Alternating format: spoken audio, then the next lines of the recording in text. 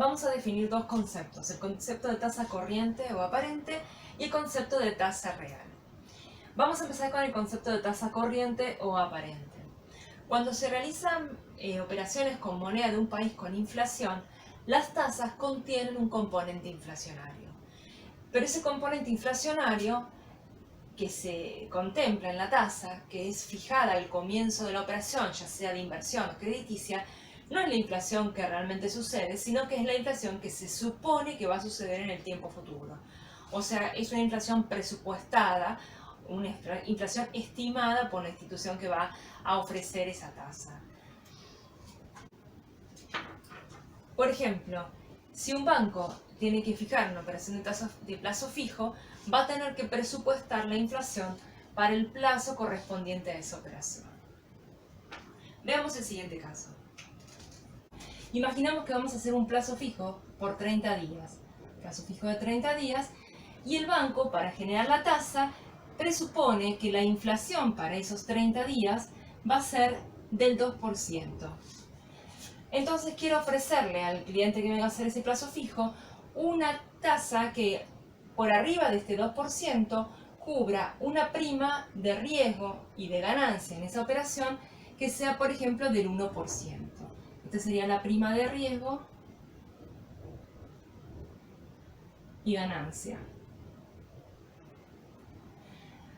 ¿Qué significa esto? Que quiere ofrecerle un crecimiento por arriba de la inflación del 1%. Justamente el crecimiento tiene que ser por arriba de la inflación. Nosotros no podemos sumar los porcentajes porque la idea es aplicarle el porcentaje de crecimiento al valor ya ajustado por la inflación.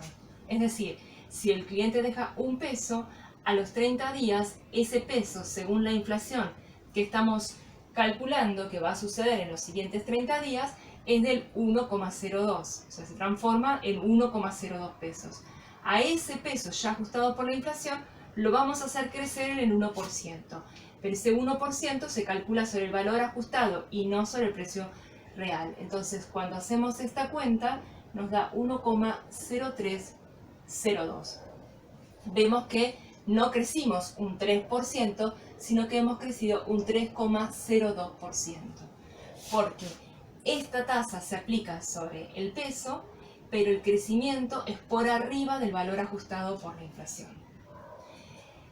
Esta tasa, que es lo que llamamos tasa corriente o aparente, porque nosotros vamos a tener un aumento del billete de 3,02. Lo que no estamos contemplando acá es qué va a pasar con el poder adquisitivo de ese dinero, porque esta tasa de inflación no es la que va a suceder, sino la que se supone que va a suceder. Entonces el banco lo que va a hacer es, con este valor, formar una tasa nominal anual corriente o aparente, que va a ser justamente a esta efectiva, llevarla anual, dividido 30 por 365, y eso nos da una tasa nominal corriente del 36,74%. Entonces, la persona que toma esta tasa para hacer el plazo fijo va a ver que su dinero, cada peso invertido, se va a convertir en 1,0302 pesos. Eso es lo que va a sacar en valor absoluto. Si invierte 100, va a retirar 103,02 pesos. Ahora, esta tasa no me habla de qué pasa con el poder adquisitivo del dinero.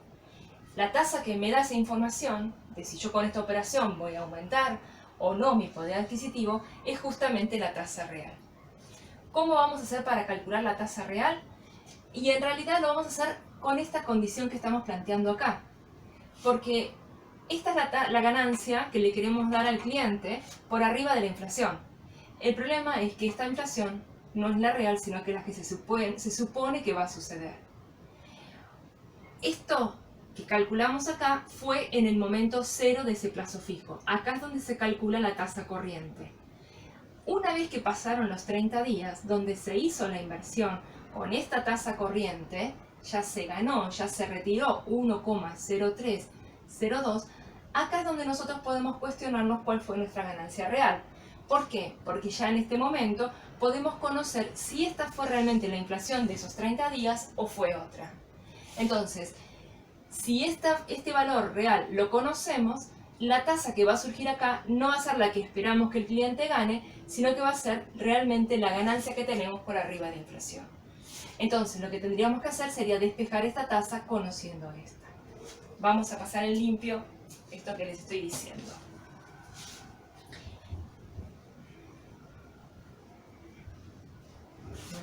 La ecuación que yo estoy poniendo ahí es 1 más la inflación por 1 más la tasa de crecimiento por arriba de la inflación me da igual a 1 más la tasa efectiva corriente. En el momento en que estamos buscando la tasa real, ¿cuál es nuestra tasa real? Lo que tenemos que hacer es conocer cuál fue la inflación real del periodo que duró la operación. O sea, la operación ya transcurrió. Entonces, la tasa real despejada de acá me quedaría de esta manera. La tasa corriente más 1 sobre la inflación más 1, y para que sea solo tasa sacamos el 1. Con esta ecuación vamos a poder calcular cuál es el crecimiento de nuestro poder adquisitivo. Si volvemos al ejemplo de recién, en donde la operación se hizo con una tasa corriente del 3,02% y una vez vencida la operación queremos saber cuál fue nuestra tasa real, tenemos que informarnos de cuál fue la inflación real en ese periodo. Supongamos que en ese periodo la inflación fue del 1,2%. Entonces, ¿cuál va a ser nuestra tasa real? Y tendremos que averiguar este resultado.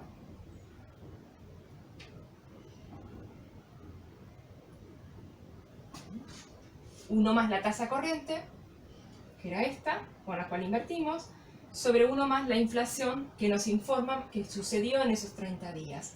Le restamos el 1 para que solo sea la tasa, y esto nos da un resultado del 1,8%. O sea que nuestra tasa real nos da positiva 1,8%, quiere decir que hemos tenido un aumento del poder adquisitivo. Fíjense que si ajustamos por ejemplo, yo compraba este marcador al principio y con este índice estoy ajustando el precio de ese marcador. Si este marcador valía 1 peso, ahora está valiendo 1,012. Entonces, si yo retiré 1,0302, voy a poder comprar ese marcador y me está sobrando dinero. Por eso que la tasa real que obtuvimos nos indica que hay aumento del poder adquisitivo. Si en cambio la inflación de ese periodo hubiese sido del 4%, cuando averiguamos nuestra tasa real, nos hubiese sucedido lo siguiente. A 1 más la tasa corriente la tenemos que dividir por 1 más la inflación, que en este caso sería 0,04, y restarle el 1. Al realizar esta resta nos va a dar menos 0,00942. O sea, tenemos una tasa real negativa.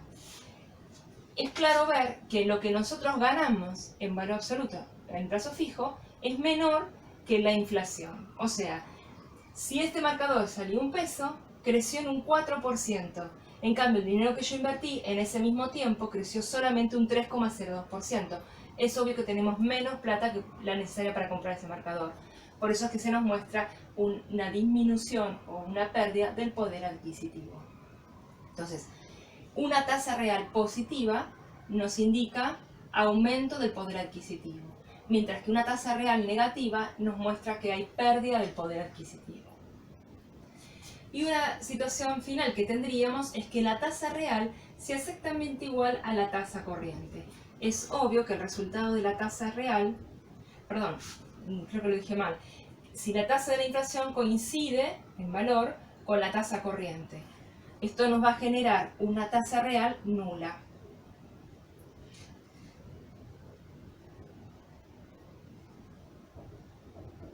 Y justamente una tasa real nula nos está indicando que todo lo que nosotros retiramos del plazo fijo nos alcanzó para comprar lo mismo que hubiésemos comprado con el peso antes de ese periodo.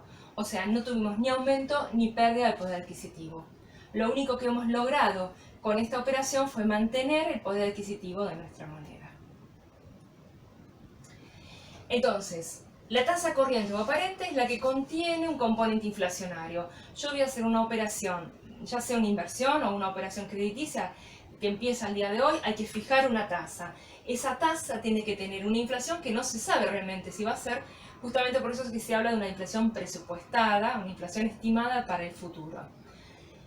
Pero la tasa real, en cambio, lo que va a hacer es medirme qué pasa con el poder adquisitivo de ese dinero. Esta es la fórmula que la está relacionando, la tasa corriente, con la inflación que sucedió en el periodo, nos va a generar la tasa real. Según el signo de esa tasa, indicará que tenemos aumento o pérdida de poder adquisitivo. Un detalle a tener en cuenta, presten atención, que en todos casos estuvimos hablando de tasas efectivas. En ningún momento aparecieron las tasas nominales, porque las tasas nominales son las de referencia y hay que efectivizarlas. O sea, esta va a venir de una tasa nominal anual que nosotros hemos efectivizado para poder hacer las cuentas en esa operación. La tasa real siempre es efectiva, la inflación por supuesto que también es efectiva. No tenemos una inflación nominal. Y otro detalle importante es que además de ser todas tasas efectivas, deben ser todas tasas del mismo plazo. Yo no puedo averiguar una tasa real para un periodo de 30 días si estoy trabajando con una tasa corriente de 180 y con una inflación de 90. Las tres tasas que aparecen acá tienen que ser todas para el mismo plazo. Si no tengo la información en el plazo que la necesito, veremos de qué manera, con lo que sabemos de tasas equivalentes, podemos modificar esos plazos.